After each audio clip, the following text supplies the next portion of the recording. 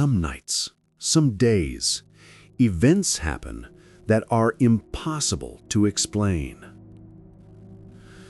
People survive encounters that defy logic. Yet, these stories are true. Today, I'll share 3 terrifying accounts. Real-life experiences that still haunt those who lived through them. From near-death experiences to strange, unexplained phenomena. And even encounters with something otherworldly. Stay with me, if you dare.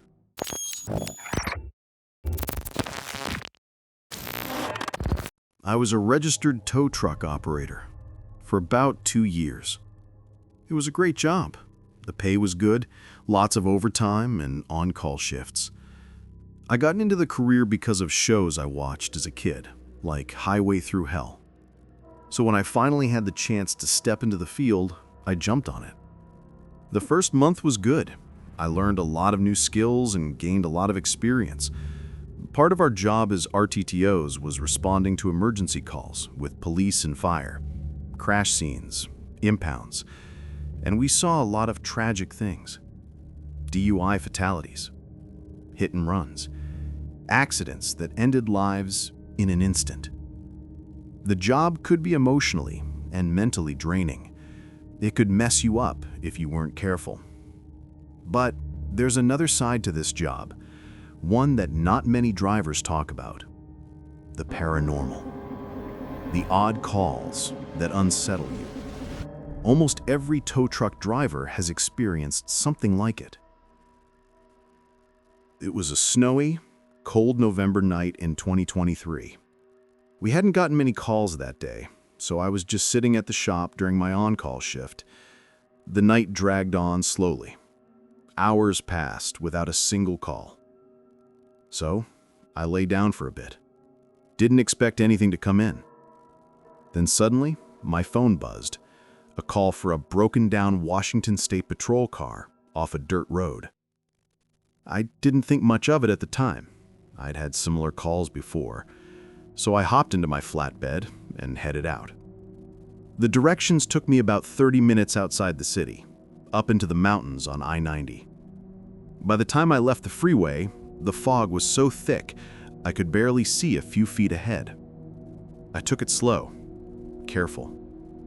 As I climbed the dirt mountain road, I started thinking to myself, this is a really odd road for a state patrol car to be on.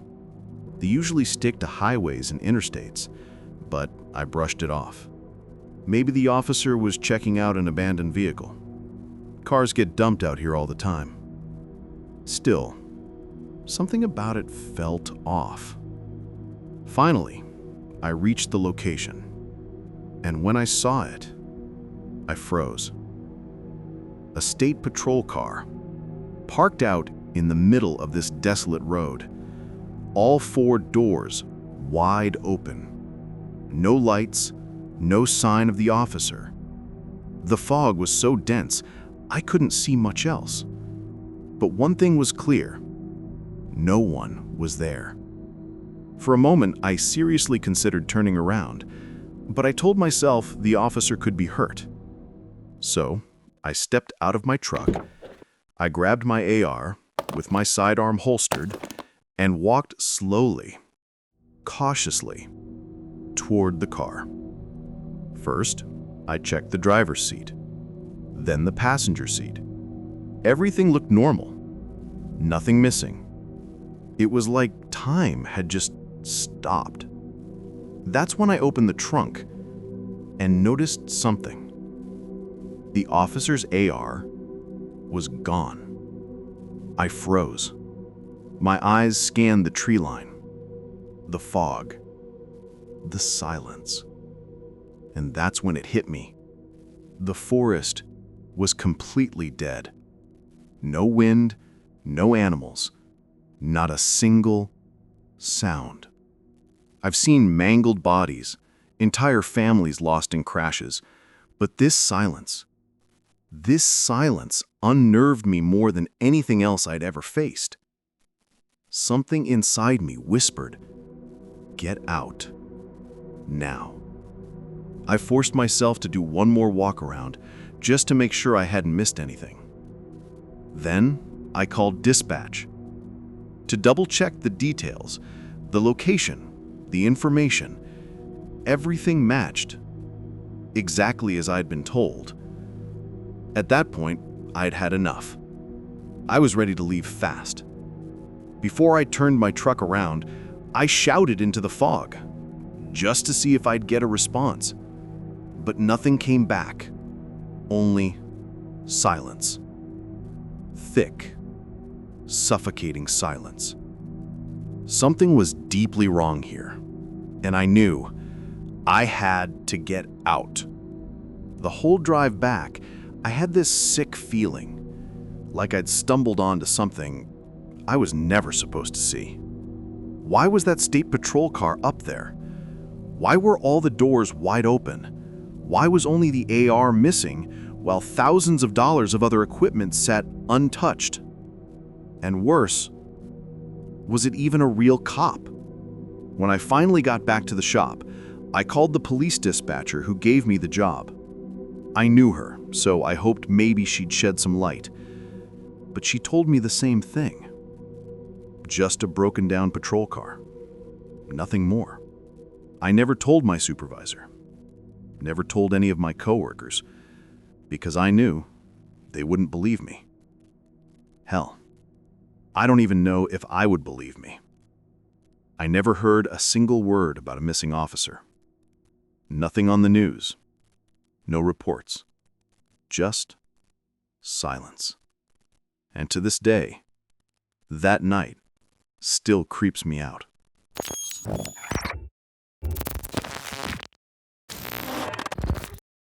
It was 2012.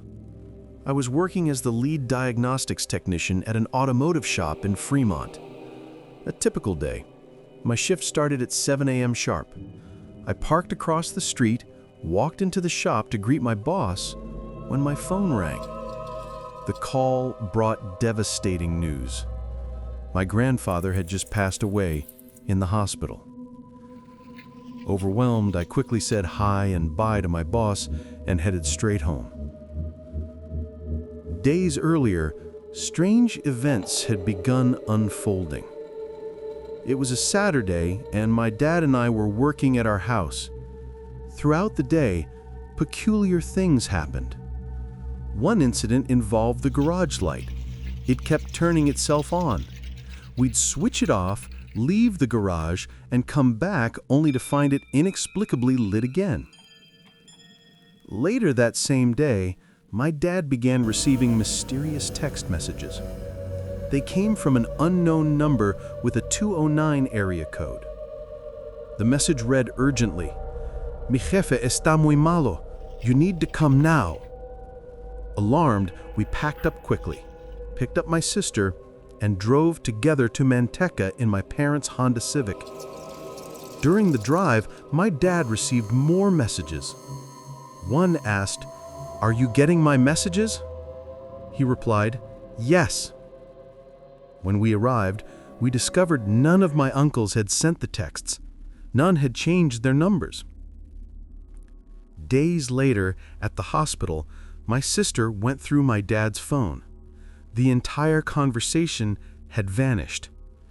My dad never deletes messages. After my grandfather passed, our family gathered at my grandmother's house in Manteca. The atmosphere was heavy, grief hanging over everything. Hours later, my dad suggested we head back home to prepare a room for my grandma to stay with us. I agreed. My sister, my girlfriend at the time, and I got into my sister's 2012 Honda Civic. My sister drove. I sat in the front passenger seat. My girlfriend sat behind my sister. My parents followed close behind in their own Civic. As we drove down a quiet street, I noticed something. A rosary hung from my sister's rearview mirror, tied in a tight knot. I asked her casually, "Why do you tie the rosary in such a tight knot?" She replied, "I don't like it dangling too low when I drive." I nodded, not thinking much of it, and went back to scrolling through my phone. We approached a red light, preparing to turn left onto the freeway.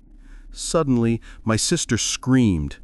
I barely had time to look up before blinding headlights filled my vision. An oncoming Volkswagen, traveling nearly 60 miles an hour, swerving into our lane, barreling straight toward our stationary car. The impact was immediate and brutal. My parents, watching from behind, later told us the collision was so intense it lifted our car's rear wheels off the ground and threw us completely out of our lane. Inside, everything turned smoky. My ears rang painfully. A giant check engine light blinked furiously on the dashboard. In the stunned silence that followed, I opened my eyes. 3 rosary beads rested in my lap. My heart sunk. "Oh no," I thought. "Stephanie's rosary broke." My memory from that moment is hazy, but I distinctly remember a woman, dressed entirely in white scrubs like a nurse. She opened my passenger door, calmly instructed us to move quickly to safety across the street. According to my parents, though, there was no woman in white. They said we simply walked across the street on our own. Shaken and injured, we frantically checked each other. I had a fractured sternum. My sister suffered 2 broken heels. My girlfriend had internal bruising. Despite the severity of the crash, we had survived. As we waited for the ambulance, my mother suddenly narrowed her eyes and she pointed at my back pocket. She asked, "What's that sticking out?" Confused, I reached behind me, felt something solid. Carefully, I pulled it out. My heart skipped a beat. In my hand was my sister's rosary, completely intact. The same rosary I had seen tied tightly to the rearview mirror, the same one I thought had shattered moments earlier. Somehow, impossibly, it had ended up tucked safely into my back pocket. To this day, none of us can explain how it happened, nor did we ever see the woman in white again. But deep down, I believe someone or something was watching over us that day.